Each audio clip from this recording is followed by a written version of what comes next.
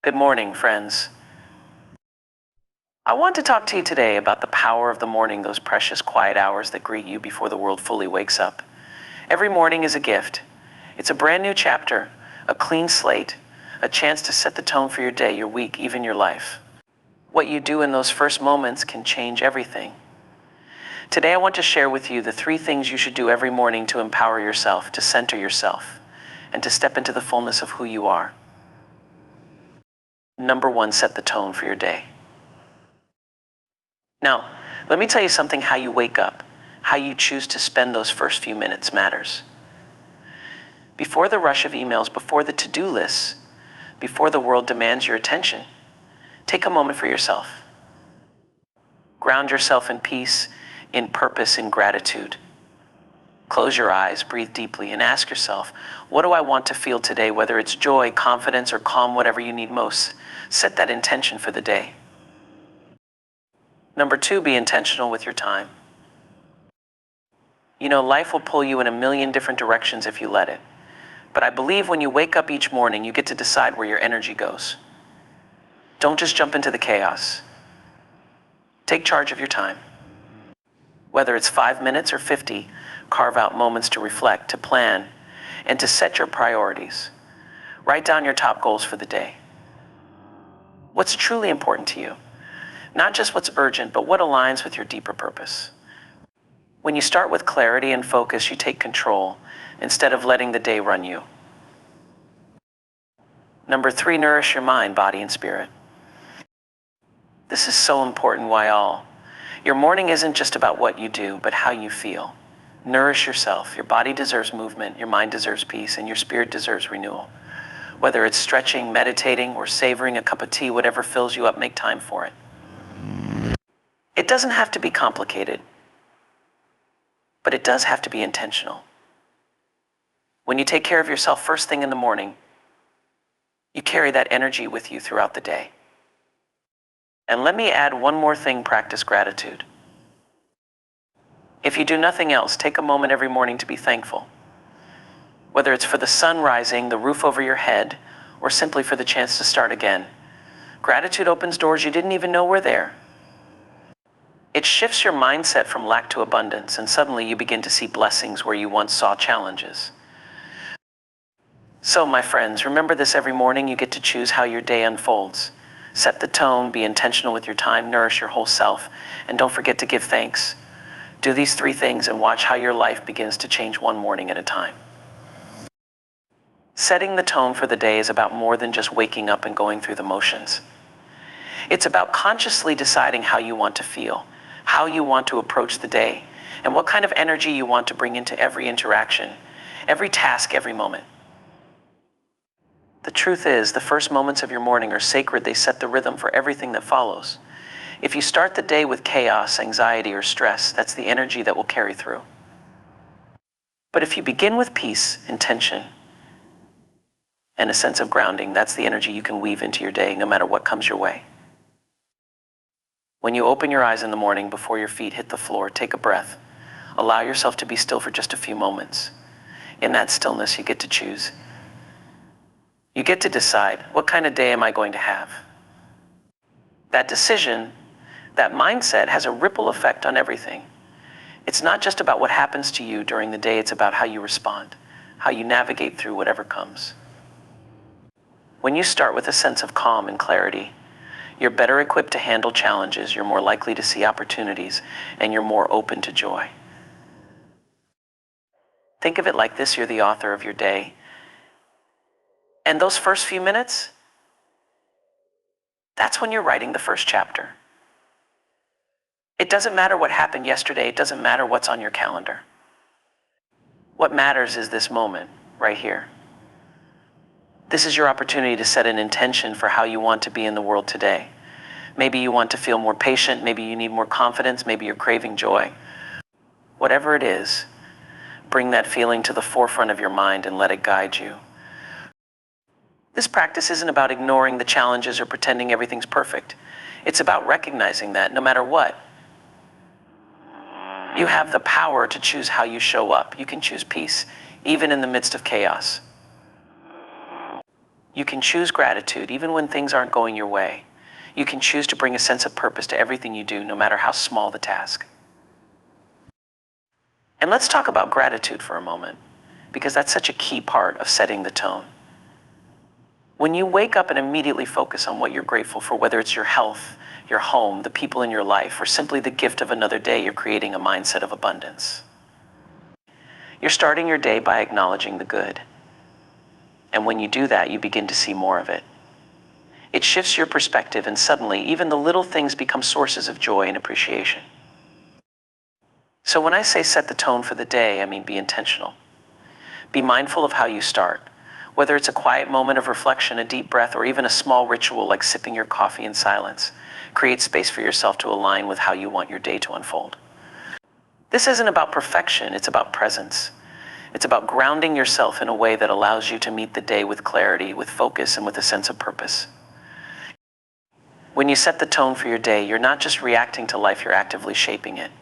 And that's the power we all have every single morning, to choose, to begin again, to bring the energy, the focus, the love, and the joy that we want to see in the world. Being intentional with your time means recognizing that time is one of the most valuable resources you have. Every day you're given 24 hours, and how you use them is up to you. But so often we allow the day to dictate how we spend our time rather than taking control of it ourselves. We get swept up in the demands of work, the endless notifications on our phones, and the rush of trying to get through a to-do list. Before we know it, the day has passed, and we're left wondering where all the time went. That's why being intentional with your time is about reclaiming that control, about consciously choosing how you want to spend your moments, your energy, and your focus. The first step to being intentional is awareness. You have to be aware of where your time is going. What are the things that are really taking up your day? Is it endless meetings, scrolling through social media, distractions that seem small but add up? Are you giving your time to things that don't align with your deeper values or goals? Being intentional requires taking a step back and honestly evaluating where your time is being spent, and more importantly, where it should be spent. It's easy to get caught up in the busyness of life, but busyness doesn't always mean productivity. Sometimes we wear busyness like a badge of honor, as if the more we do, the more valuable we are. But being busy doesn't necessarily mean we're moving closer to our goals. True productivity comes from being focused on the things that matter most, the things that will move the needle in our lives, the things that bring us closer to our purpose, the things that add meaning. To be intentional with your time, you have to start by getting clear on what matters. What are your priorities? What are the things that truly deserve your attention today? Is it time with your family, working on a passion project, or maybe focusing on your health? Whatever it is, those things should be at the top of your list. When you know what your priorities are, you can structure your day around them, rather than letting the small, insignificant things eat up your time.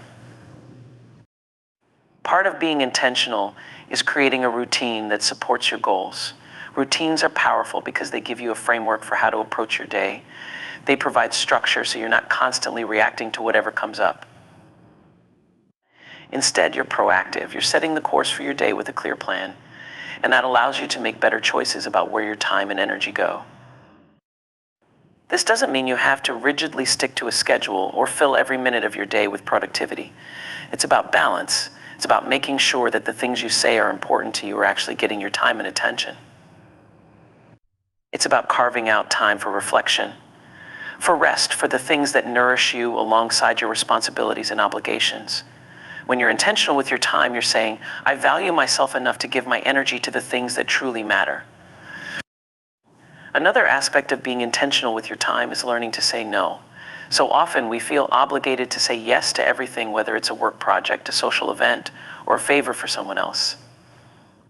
But every time you say yes to something that doesn't align with your priorities, you're saying no to something that does. And that's a difficult lesson to learn because we all want to be helpful.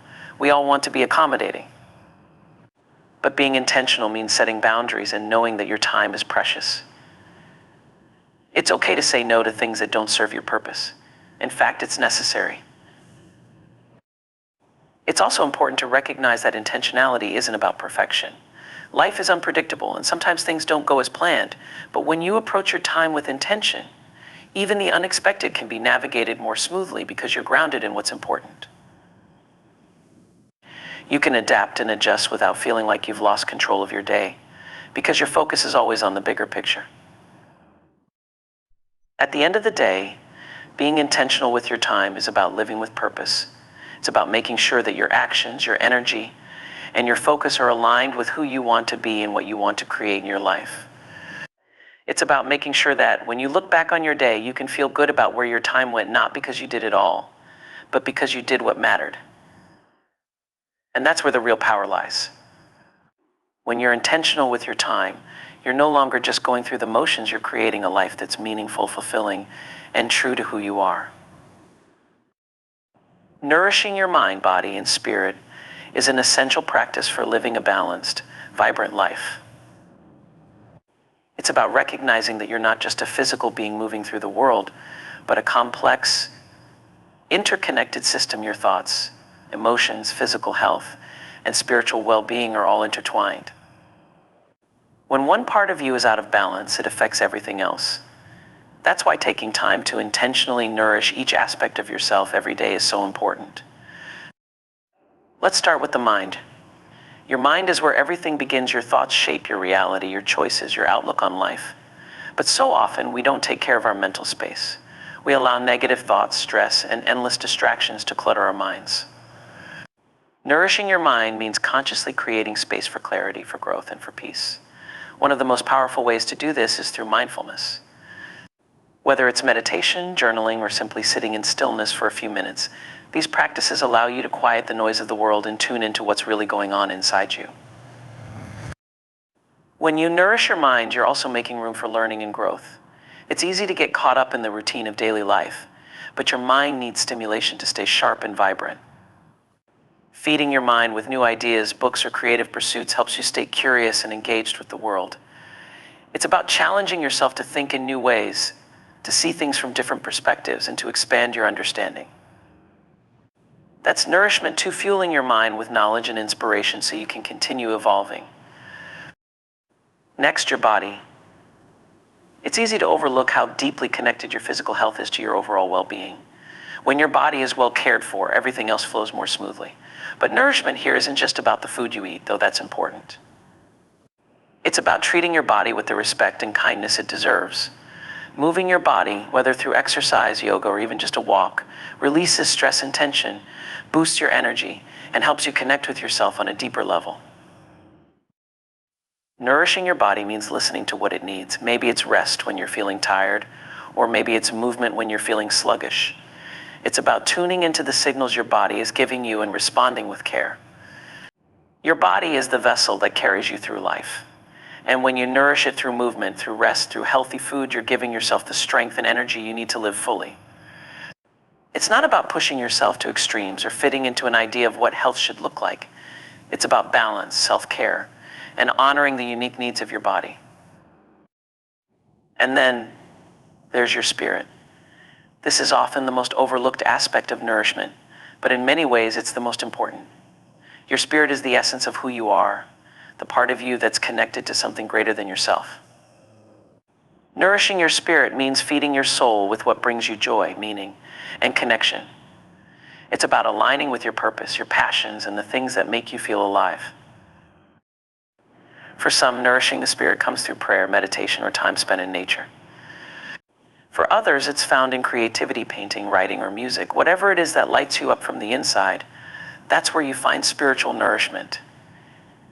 It's not about following a set of rules or doing what you think you should do. It's about tapping into what feels authentic and meaningful to you. Spiritual nourishment also comes from connection with yourself, with others, and with the world around you. Taking time to reflect, to connect with your inner self, and to build meaningful relationships helps you feel grounded and fulfilled. When you nourish your spirit, you're feeding the part of you that seeks joy, purpose, and peace. Ultimately, nourishing your mind, body, and spirit is about balance. It's about recognizing that each part of you needs care and attention. When you neglect one area, the others suffer. But when you take time to nurture all aspects of yourself, you create a foundation for true well-being. You're more resilient in the face of challenges, more open to joy, and more aligned with your true self. Nourishment isn't a one-time thing, it's a daily practice. It's the small, intentional choices you make each day to care for yourself. It's the decision to take a deep breath when you feel overwhelmed, to move your body when you feel tense, to feed your mind with something that sparks curiosity, and to connect with what brings you peace. This is how you nourish yourself, how you create a life that feels full, vibrant, and aligned with who you are at your core. When you nourish your mind, body, and spirit, you're not just surviving, you're thriving. You're living in a way that honors all parts of yourself. And that's the key to a truly fulfilling life. It's about giving yourself the care, the love, and the attention you deserve so that you can show up in the world as the best version of yourself, grounded, joyful, and whole. Practicing gratitude is one of the most transformative things you can do for your life. It's a simple yet profound shift in perspective that has the power to change how you see the world, how you relate to others, and how you feel about yourself. Gratitude is not just about saying thank you when things go well. It's about recognizing and appreciating the goodness that exists in your life, even in the midst of challenges. It's a way of shifting your focus from what you lack to what you have, from what's wrong to what's right, and from scarcity to abundance. Gratitude is a mindset, a way of seeing the world through a lens of appreciation. When you practice gratitude, you're choosing to focus on the positive aspects of your life. That doesn't mean ignoring difficulties or pretending everything is perfect, but it does mean acknowledging the blessings that often get overshadowed by life's stressors. It's about finding the silver linings, even in difficult times, and understanding that no matter what you're going through, there is always something to be thankful for. One of the most powerful aspects of practicing gratitude is how it changes your relationship with yourself and the world around you. When you cultivate gratitude, you start to notice the small, everyday things that bring joy and meaning to your life, things that are easy to take for granted. The warmth of the sun on your skin, the sound of laughter, the kindness of a stranger, these are all moments to be appreciated. Gratitude teaches you to pay attention, to become more mindful of the present moment, and to savor the good that's already there. It also shifts the way you experience challenges. Life is full of ups and downs, and it's easy to get caught up in the struggle, to feel like nothing is going your way. But when you practice gratitude, you learn to see challenges as opportunities for growth. You start to understand that even in the hardest moments, there is something to learn, something that can make you stronger or wiser. Gratitude doesn't erase the difficulties, but it does help you face them with a different mindset, one that's rooted in resilience, hope, and the knowledge that life's hardships are temporary. Another important aspect of practicing gratitude is how it enhances your relationships. When you focus on what you appreciate about the people in your life, whether it's their kindness, their support, or the simple fact that they're there for you, it deepens your connection to them. Gratitude helps you to see the best in others, and when you express that appreciation, it strengthens bonds and fosters a sense of warmth and closeness. Instead of focusing on what's missing or what someone isn't doing right, gratitude allows you to acknowledge and celebrate what they bring to your life. Gratitude also has a profound impact on your overall sense of well-being. Studies have shown that people who regularly practice gratitude tend to be happier, less stressed, and more optimistic. This is because gratitude rewires your brain to focus on the positive. It's easy to fall into a pattern of negativity, where your mind constantly fixates on problems, worries, or what's lacking in your life. But when you make a conscious effort to practice gratitude, you're training your brain to see things differently. You're creating new mental pathways that help you recognize the abundance that already exists around you. The beauty of gratitude is that it's available to you at any moment. You don't have to wait for something extraordinary to happen to feel grateful. In fact, the true power of gratitude lies in its ability to elevate the ordinary. It's about finding beauty in the everyday, in the moments that might otherwise go unnoticed. It's waking up and being thankful for the simple things: a roof over your head, the food on your plate, the love in your life. When you practice gratitude regularly, you begin to realize just how rich and full your life truly is, regardless of external circumstances.